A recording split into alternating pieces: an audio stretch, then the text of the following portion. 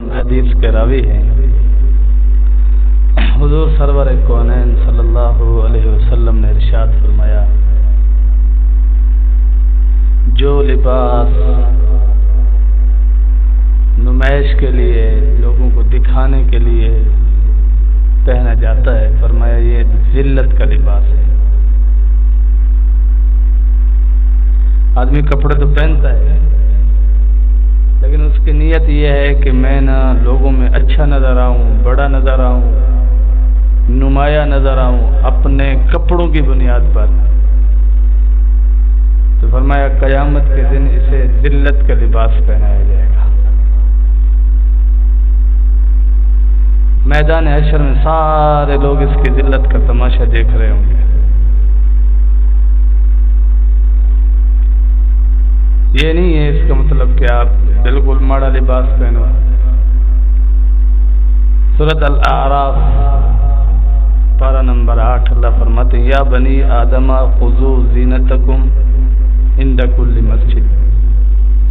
جب اولاد آدم جب آپ مسجد میں آؤ تو عمدہ سے عمدہ لباس پہنو، خوبصورت بن کر آؤ، خوبصورت لباس پہن کر آؤ۔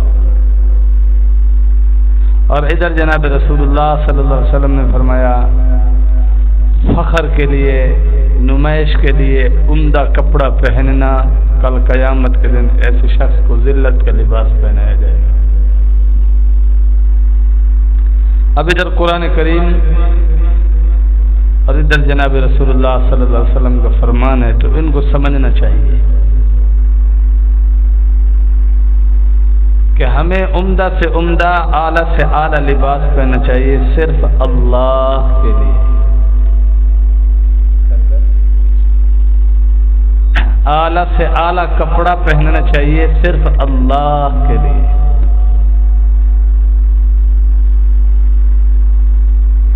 امام بخاری رحمۃ اللہ علیہ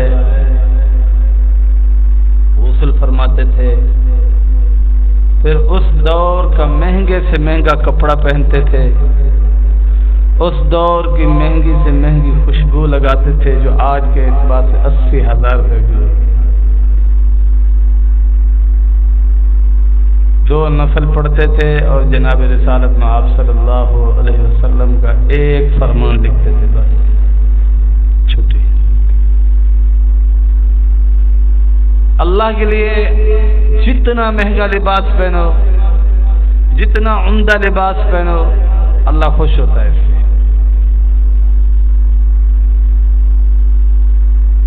اگر آپ نے لوگوں کو دکھانے کے لیے اعلیٰ لباس پہنا ہے، عمدہ لباس پہنا ہے، تو یہ لباس آپ کے لیے ذلت کا باعث ہے۔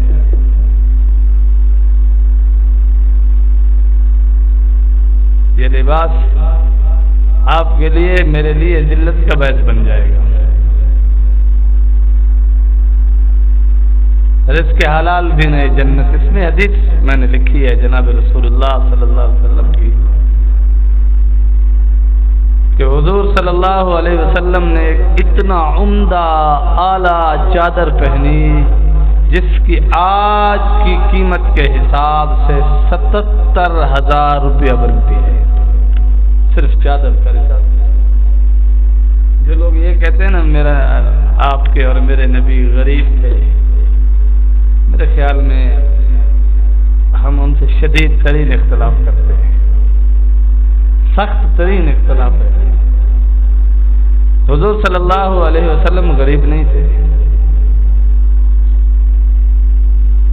اللہ نے ساری کائنات اپنے محبوب جناب رسالت مآب صلی اللہ علیہ وسلم کے لیے پیدا کی ہے، اور جس کے لیے ساری کائنات بنی ہو، جو وجہ کائنات ہو، کیا وہ غریب ہو سکتے ہیں؟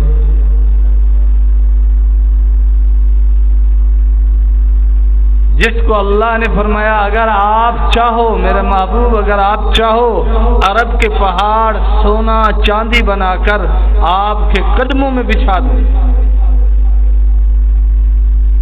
لیکن حضور صلی اللہ علیہ وسلم نے سادگی کو خود پسند فرمایا،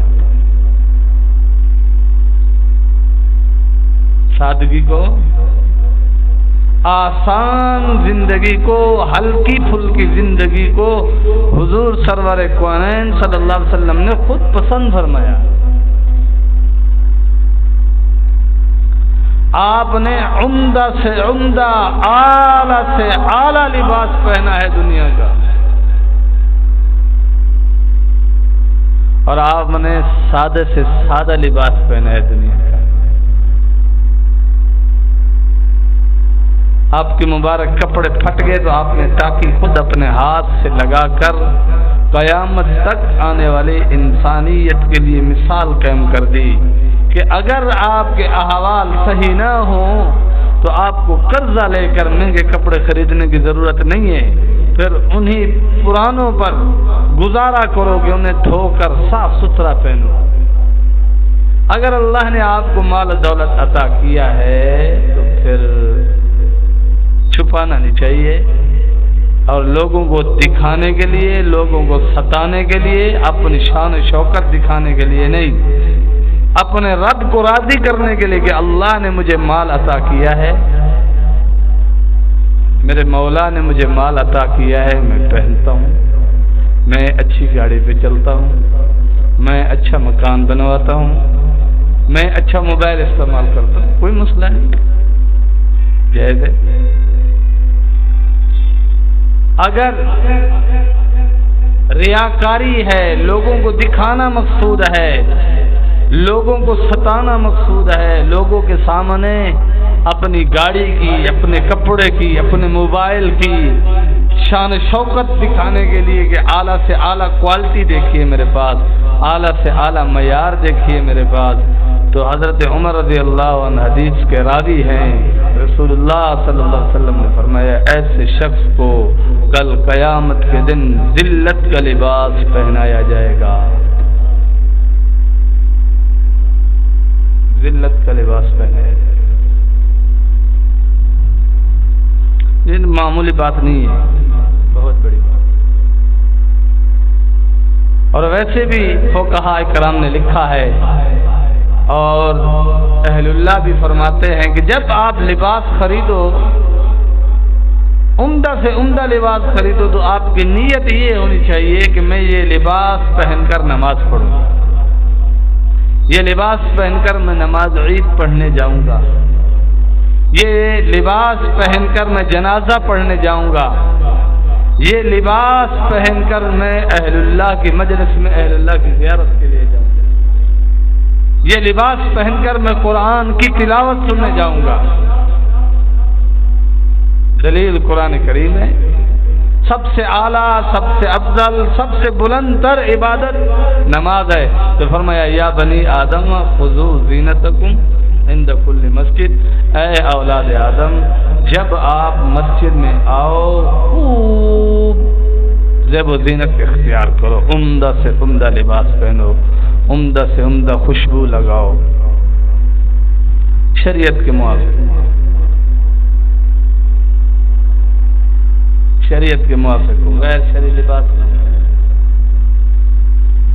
شریعت منع نہیں کرتی، شریعت آزادی دیتی ہے۔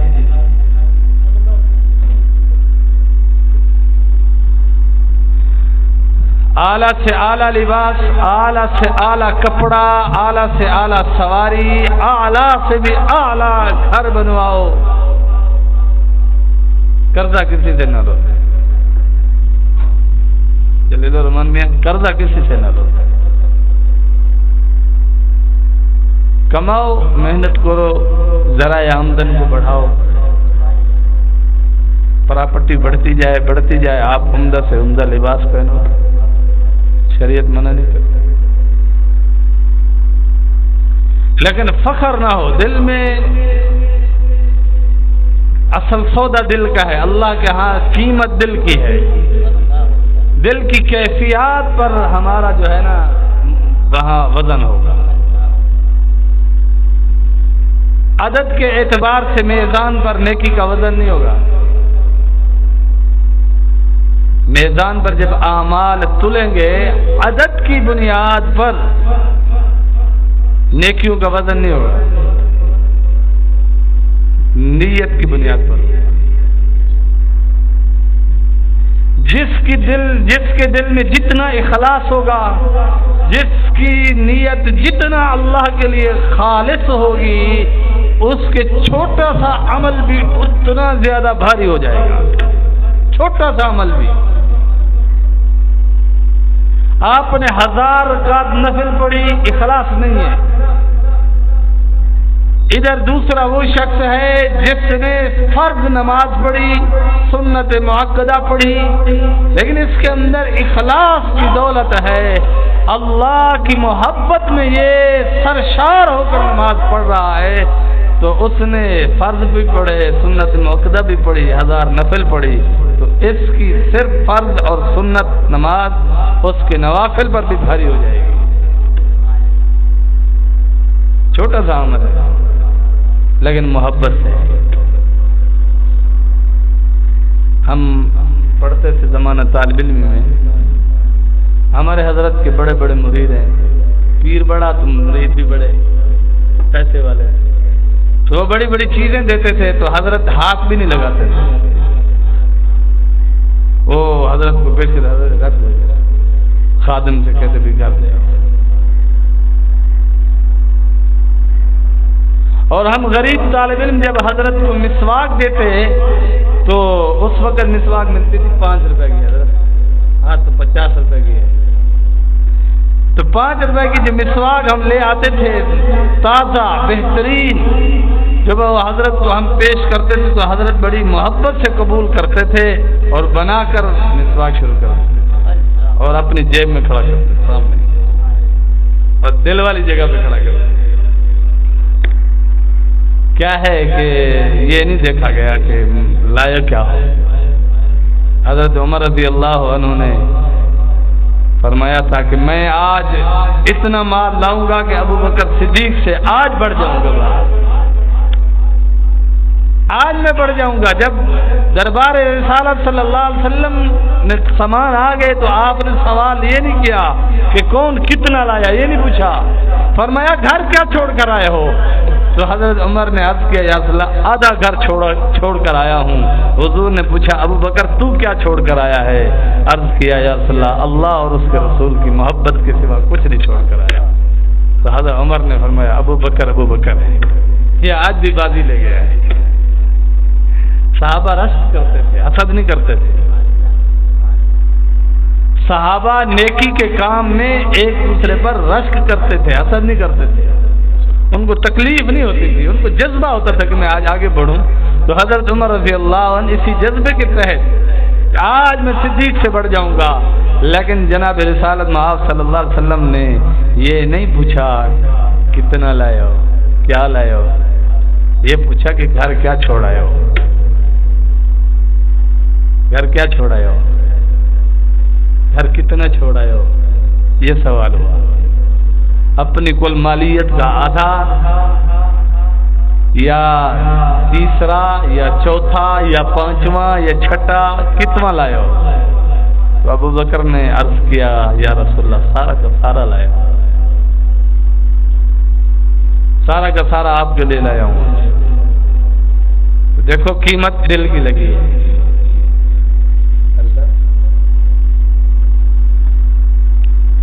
ایک بار جناب رسول اللہ صلی اللہ علیہ وسلم حضرت اما عائشہ رضی اللہ عنہا کے ساتھ بیٹھے تھے۔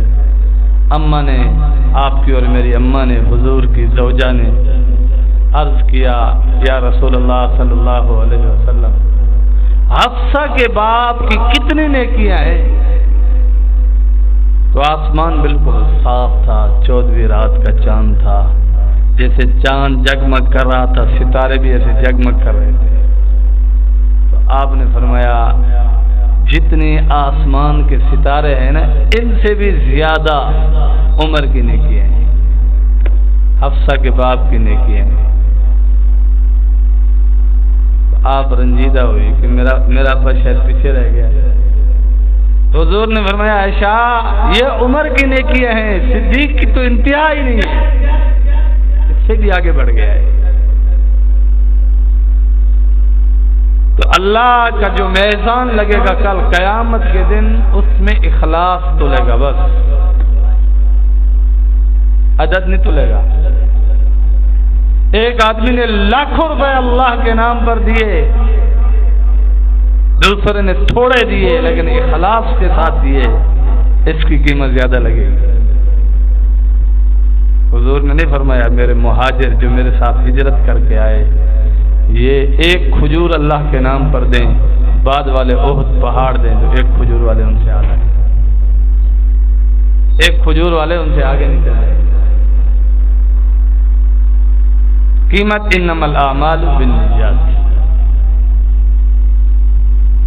نماز پڑھو۔ مولانا الیاس رحمۃ اللہ علیہ بانی تبلیغی جماعت سے کسی نے پوچھا حضرت شرک کیا ہے؟ فرمایا 2 رکعت نفل، 2 رکعت نماز، یہ شرک ہے۔ پھر اس نے پوچھا توحید کیا ہے؟ فرمایا 2 رکعت نماز۔ حضرت دونوں کا ایک جواب دیا۔ فرمایا ہاں لیکن دل کے حال پر جواب دیا ہے۔ اگر دل میں ریاکاری ہے 2 رکعت نماز شرک ہے، کیونکہ مخلوق کو دکھانے کے لیے پڑھ رہا ہے۔ اگر 2 رکعت نماز اخلاص کے ساتھ محض اللہ کا قرب حاصل کرنے کے لیے، اللہ کی محبت حاصل کرنے کے لیے پڑھ رہا ہے، توحید ہے۔ 2 رکعت اگر ریاکاری کے لیے کہ لوگ مجھے مومن سمجھیں، لوگ مجھے نیک سمجھیں، اس نیت سے پڑھ رہا ہے، یہ شرک ہے۔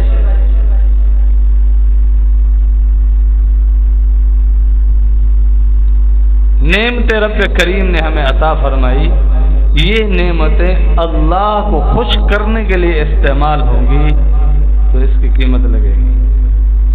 اگر یہ نفس کو خوش کرنے کے لیے، شیطان کو خوش کرنے کے لیے، مخلوق کو خدا کو ستانے کے لیے استعمال ہوگی پھر کوئی فائدہ نہیں، پھر یہ باعث ذلت و رسوائی ہوگی۔ ایک اور حدیث میں آتا ہے جناب رسول اللہ صلی اللہ علیہ وسلم نے فرمایا جو شخص اللہ کے لیے تواضع اختیار کرتا ہے، عجز اور انکساری اختیار کرتا ہے اللہ کے لیے، اللہ کے لیے جو شخص تواضع اختیار کرتا ہے اللہ اس کو بلند کر دیتا ہے۔ محدثین نے لکھا ہے کہ وہ آدمی اپنی نظر میں حقیر ہوتا ہے، وہ اپنے آپ کو کچھ بھی نہیں سمجھتا، لیکن اللہ کے ہاں وہ بڑا ہوتا ہے اور اللہ اپنے پیارے بندوں کے دل میں بھی اس کو بڑا کر دیتے ہیں کہ لوگ اس کو افضل سمجھتے ہیں، اعلیٰ سمجھتے ہیں، نیک سمجھتے ہیں۔ اور فرمایا جو شخص تکبر کرتا ہے، اپنے آپ کو عمدہ اعلیٰ بڑا سمجھتا ہے، اللہ اس کو لوگوں کی نظر میں ذلیل کر دیتے ہیں۔ یہاں تک حدیث کے الفاظ ہیں، حضور نے فرمایا کہ لوگوں کے دل میں اللہ اس کی حیثیت ایک کتے اور خنزیر کی بنا دیتے ہیں کہ لوگ اس کو کتا اور خنزیر سمجھتے ہیں۔ موٹر سائیکل بڑی تیزی سے جا رہا ہو، کتا جھپٹ پڑے بندے پر تو بندہ موٹر سائیکل روک دیتا ہے، روکتا نہیں کر، اگر تیز بگائے تو کتا موٹر سائیکل گروا دیتا ہے۔ بڑے لوگوں کو اس لیے سلام کیا جاتا ہے بس۔ حضور نے فرمایا قیامت کے دن لوگ لوگوں کو سلام کریں گے ان کے شر سے بچنے کے لیے، کہ وہ شریر ہوں گے، وہ ظالم ہوں گے، ان کے ظلم سے بچنے کے لیے لوگ انہیں کہیں گے السلام علیکم۔ اور اہل اللہ کو لوگ جب سلام کرتے ہیں تو دل میں خالصتاً یہ بات ہوتی ہے کہ یہ قرآن کی خدمت کرنے والا ہے، یہ دین کی خدمت کرنے والا ہے، یہ اللہ اللہ کرنے والا ہے، اس کو سلام کرتا ہوں مجھے ثواب ہوگا۔ خالصتاً ثواب کی نیت ہوتی ہے۔ اور جب انسان دنیا کے بڑے بڑے جاگیرداروں کو ملتا ہے تو خالصتاً نیت ان کے شر سے، ان کے ظلم سے بچنے کی ہوتی ہے۔ جب ان کے شر سے بچنے کے لیے انہیں سلام کیا جاتا ہے، ایسی صورت کو حضور نے فرمایا اللہ لوگوں کے دل میں ان کی جو حیثیت پیدا کرتا ہے وہ ایک کتے کی اور خنزیر سے، اس سے زیادہ نہیں ہوتا۔ اور جو ایک اللہ والا ہوتا ہے، سادہ آدمی، لوگوں کی نظر میں جب بھی وہ آپ کی طرف بڑھتے ہیں، عام آدمی جو ہے نا وہ بازاری لوگ ان کو چھوڑو، جو دین کے دشمن ہیں ان کو چھوڑو، جو دین کے خیر خواہ ہیں، جو دین کی حقیقت کو کسی نہ کسی حد تک مانتے ہیں، سمجھتے ہیں، وہ اہل علم کا، اہل تقوی کا، اہل قرآن کا، اہل دین کا دل سے احترام کرتے ہیں۔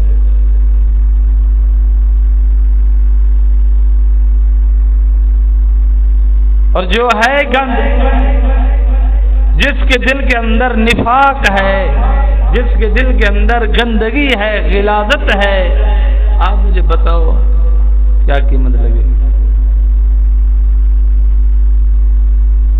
اور ایسے آدمی کی نظر میں ہمیں معزز ہونا قبول بھی نہیں۔ جو بندہ ہو ہی گندا، اس کی نظر میں اور آپ اچھے ہوں، یہ کوئی فائدہ ہی نہیں۔ اہل علم کی نظر میں، اہل دین، اہل ایمان کی نظر میں ہماری حقیقت، حقانیت، اہمیت ہوگی۔ یہ اہمیت اللہ کی طرف سے ہم پر انعام ہے، اللہ کا کرم اور فضل ہے ہم پر۔ یہ چیز ہم پیدا کریں۔ اور قرآن بھی ایسے لوگوں کے لیے ہے۔ ذالک الکتاب لا ریب فیہ ھدی للمتقین، قرآن متقی لوگوں کے لیے ہدایت ہے، بدکاروں کے لیے، زناکاروں کے لیے، بدماشوں کے لیے، ظالموں کے لیے، کافروں کے لیے، مشرکوں کے لیے کوئی ہدایت نہیں ہے۔ اللہ نے قرآن کی پہلی ہی آیت میں اعلان فرما دیا ہے، ذالک الکتاب لا ریب فیہ، یہ ایسی کتاب ہے کہ دنیا اس کی مثل لانے سے قاصر ہے، بے عیب ہے، بے مثال ہے۔ ھدی للمتقین، یہ ایمان والوں کے لیے، تقوی والوں کے لیے ہدایت ہے۔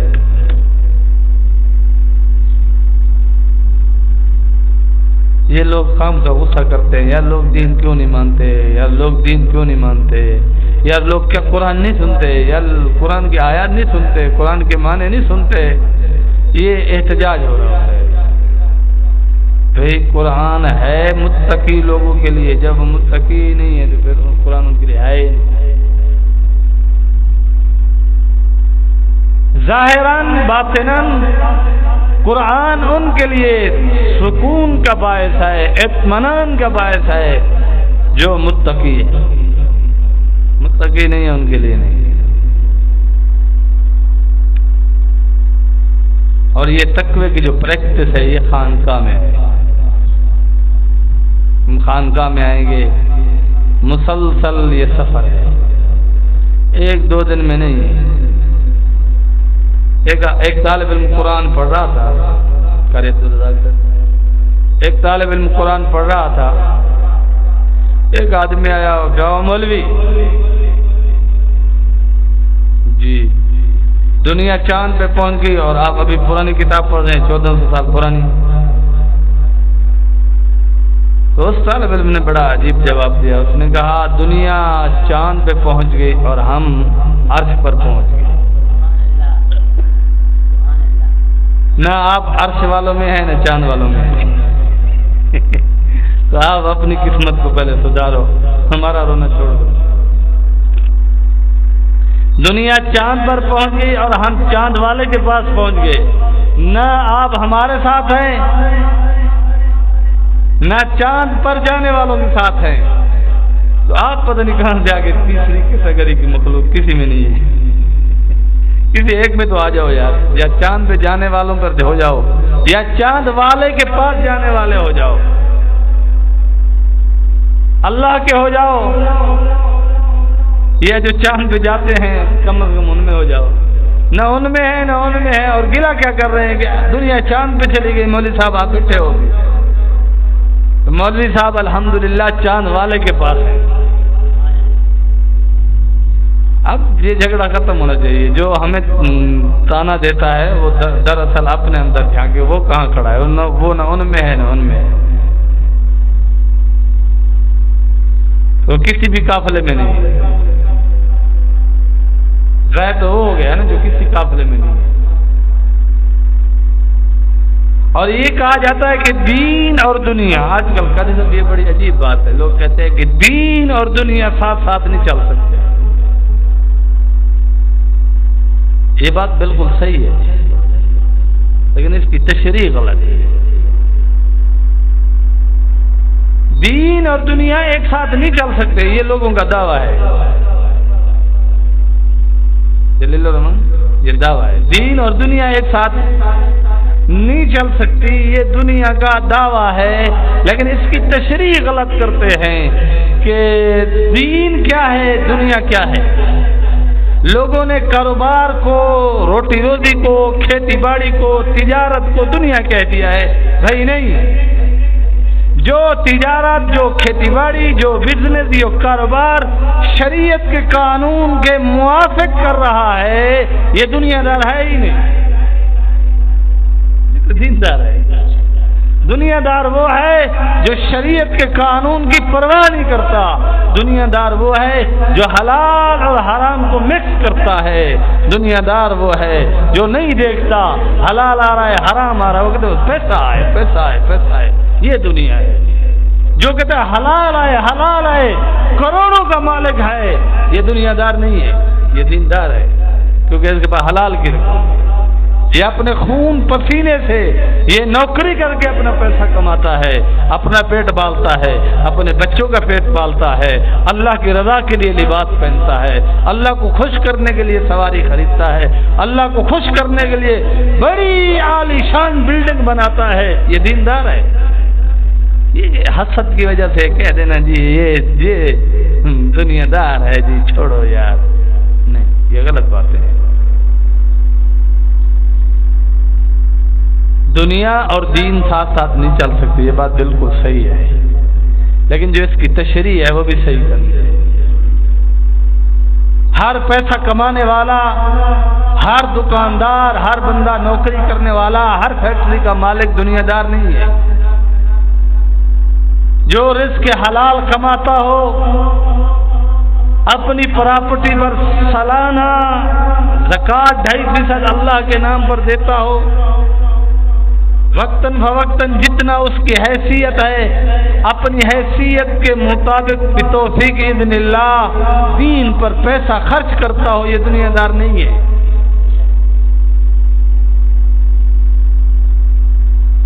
اگر یہ دنیا داری ہے تو پھر الیاذ باللہ آپ کی نظر میں حضرت داؤد علیہ السلام دنیا دار ہیں؟ وہ تو حکمران تھے، ایک ریاست کے بادشاہ تھے. پھر آپ کی نظر میں جناب یوسف علیہ السلام دنیا دار ہیں؟ پھر آپ کی نظر میں جناب سلیمان علیہ السلام ایک دنیا دار آدمی ہوں گے؟ حضرت ادریس علیہ السلام کپڑے کی سلائی کا کام کر رہے ہیں، آپ کی نظر میں پھر الیاذ باللہ وہ دنیا دار ہے؟ اللہ نے ان کو نبی بنا کر بھیجا ہے، وہ دنیا میں پیشہ اختیار کر رہا ہے. کوئی نبی زرہ بنا رہا ہے، کوئی نبی برتن بنا رہا ہے. حضرت موسیٰ علیہ السلام مٹی کے برتن بناتے تھے.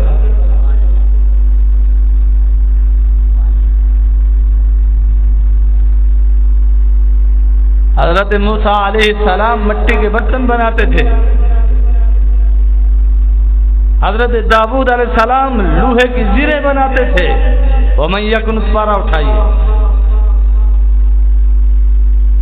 جو آپ کو یہ کہہ رہا ہے کہ یہ تجارت، یہ نوکری، حضرت یہ دنیا ہے، چھوڑ کر آپ ادھر آ جائیے، اس کا علم کامل نہیں ہے، وہ ناقص علم ہے، غلط بات کر رہا ہے.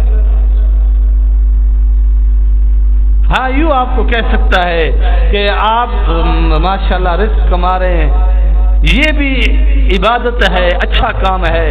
تھوڑا سا اس میں سے وقت نکال کر اہل اللہ کی مجلس میں آنا، تبلیغی جماعت کے ساتھ وقت لگانا، کسی تبلیغی اجتماع پر جانا، اہل اللہ کی زیارت کے لیے جانا، مدرسوں میں جانا، خانقاہوں میں جانا، مساجد میں جانا، نماز کے لیے دکان بند کرنا، یہ دینداری ہے۔ رجال اللہ تلہیہم تجارت ولا بیع عن ذکر اللہ، اللہ خود قرآن پاک میں فرما رہے، سورہ نور قد افلح المؤمنون پارا ہے، فرمایا ان کی تجارت انہیں اللہ کے ذکر سے غافل نہیں کرتی، اس کو دیندار کہا جا رہا ہے۔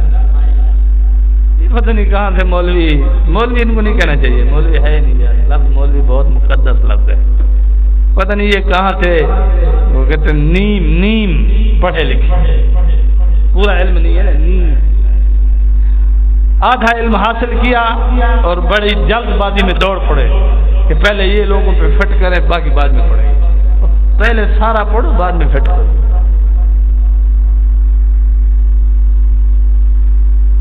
باقی یہ تقسیم ہے اللہ کی،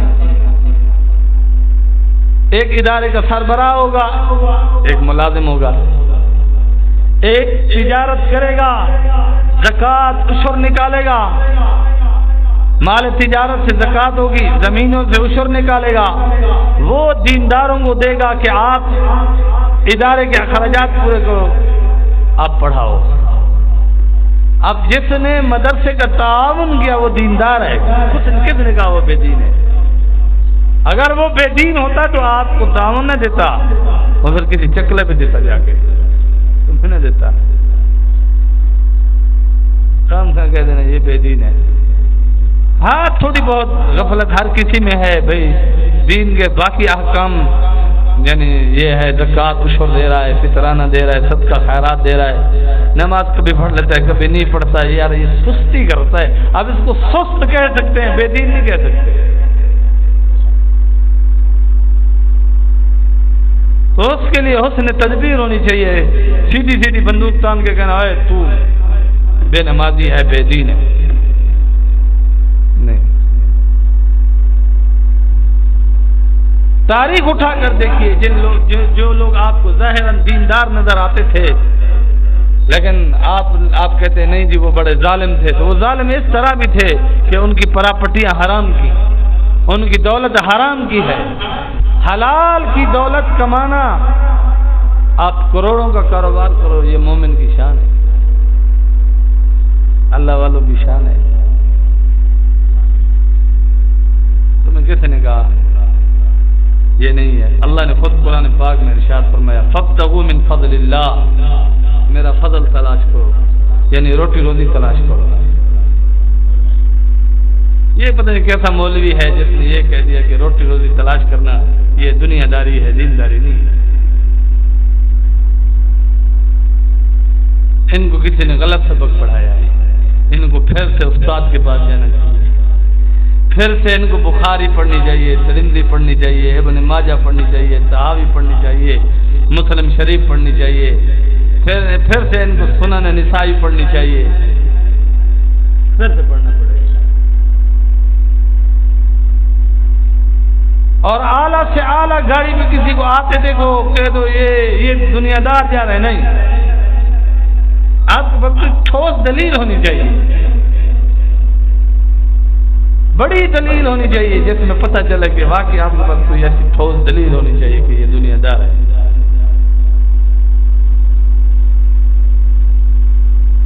ساری دنیا مل کے پاکستان میں اسکولوں کو چلا رہی ہے،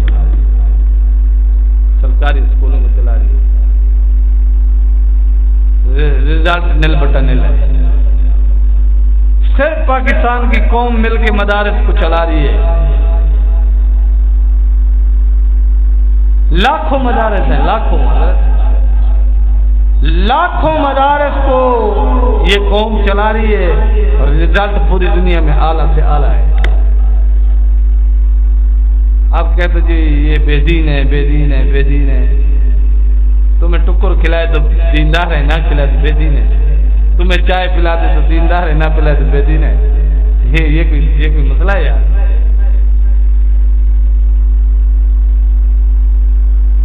یہ جی بڑا بے دین ہے، کیوں آگے گیا تھا چائے نہیں پوچھی اس نے؟ یہ معیار صحیح ہے؟ غلط معیار ہے۔ معیار قرآن اور سنت ہونا چاہیے۔ صحابہ کرام رضوان اللہ علیہم اجمعین تجارت کرنے والے لوگ تھے۔ صحابہ کرام رضوان اللہ علیہم اجمعین لین دین کرنے والے لوگ تھے۔ برے صغیر میں صحابہ کرام رضوان اللہ علیہم اجمعین کا جو پہلا قافلہ پہنچا وہ تجارتی قافلہ پہنچا تھا۔ آپ کے اور میرے آباء و اجداد آج سے 1400 سال پہلے یا 1350 سال پہلے جو مسلمان ہوئے ہیں وہ صحابہ کی لین دین کو دیکھ کر ہوئے ہیں، صحابہ کے تبلیغ کو دیکھ کر نہیں۔ صحابہ تو عربی بولتے تھے اور یہاں کوئی سندھی بولتا تھا، کوئی پنجابی بولتا تھا، کوئی سرائکی بولتا تھا، کوئی ہندی بولتا تھا، کوئی پشتو بولتا تھا۔ صحابہ اکرام رضوان اللہ علیہم اجمعین جب برے صغیر میں آئے، ان کی پاکیزہ تجارت کو دیکھ کر آپ کے اور میرے آباء و اجداد میں جو لوگ مسلمان ہوئے تھے وہ ایسے پکے کھڑے اور ٹھکے ہوئے کہ ان کو پھر کوئی ہلا نہیں سکا، اور یورپ میں صحابہ تلوار کے زور پر پہنچے ہیں۔ آج دیکھو وہاں ننگ دھڑنگ ہے، کوئی دعوے سے نہیں کہہ سکتا میں کیندا پتورا، ماں کا نام بتائے گا باپ کا نام نہیں بتا سکتا۔ یہی انگریز کا قانون لاگو ہے، آپ ہیلپ لائن ملاؤ، بینک کی ملاؤ، کسی جاز کمپنی کی ملاؤ، یو فون کی ملاؤ، وہ آپ کے باپ کا نام نہیں پوچھتا، ماں کا پوچھتا۔ یہ ان کی اولاد ہے نا، تو انگریزوں کو یہ تو پتا ہے ہماری ماں کون ہے، یہ پتہ نہیں ابا کون ہے، تو لہذا انہوں نے اپنا دستور نافذ کیا ہے۔ تو ہمارے اندر جو دین کی استقامت ہے یہ صحابہ اکرام کے معاملات کو دیکھ کر ہوئی ہے۔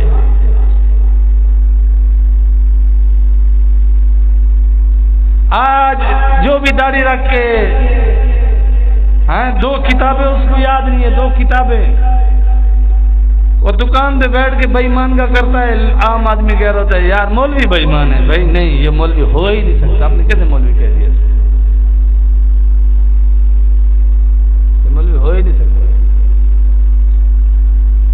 صاف ستھری تجارت کرنا یہ علماء کا وقار ہے اور ان کا ترا امتیاز ہے، اہل دین کا، قرا کا۔ اور جو علماء کرام، قراء کرام پاکیزہ تجارت کی، انہوں نے حلال رزق، حلال پراپرٹی کے ساتھ کاروبار کیا، وہ باقی دنیا سے اطمینان، سکون اور خوشحالی میں آگے۔ خوشحالی صرف پیسے کے عدد کا نام نہیں ہے، عزت اور وقار سے زندگی گزارنے کا نام ہے۔ ایک آدمی 10,000 کماتا ہے، ایک آدمی 1000 روپیہ کماتا ہے۔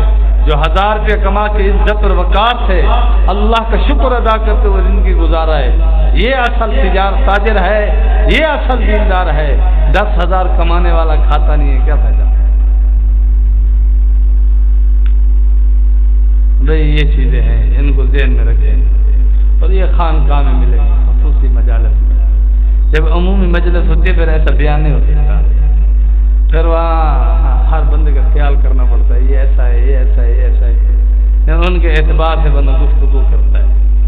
تو خصوصی مجلس کا مطلب ہے خصوصی گفتگو، تو پھر فائدہ نفع بھی خصوصی ہوگا۔ وآخر دعوانا الحمد